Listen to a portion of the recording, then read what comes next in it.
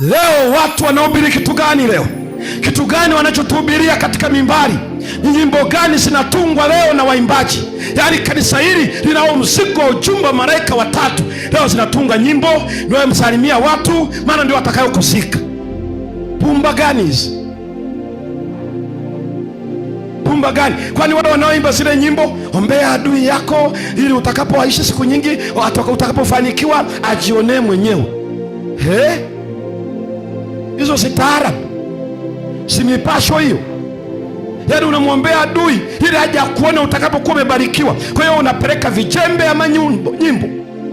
Leo nenda uangalie ujumbe wa malaika watatu ambao ndio Bwana ameuita katika kipindi cha mwisho, utakaotenganisha ngano na magugu, utakaoandaa watu kwa kuja Yesu mara ya pili, kabla hajafika kwenye kilele tunakoelekea, kwamba dini itaongoza serikali kabla Yesu hajaja mara ya pili.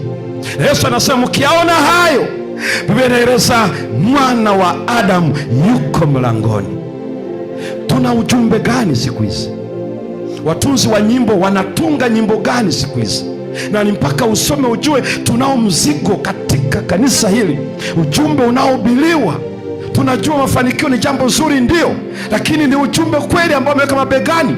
Tunajua watu wanahitaji wafanye kazi sawa. Tunajua Yesu anabariki kazi ya mikono, ndio, ila uhakikisha ya kwamba Yesu yuaja tena. Ujumbe wa malaika watatu, mcheni Mungu na kumtukuza, umeanguka Babeli. Yeyote atakayepokea ama mnyama, huu ndio mzigo wa kanisa hili kabla Yesu ajaja mara ya pili.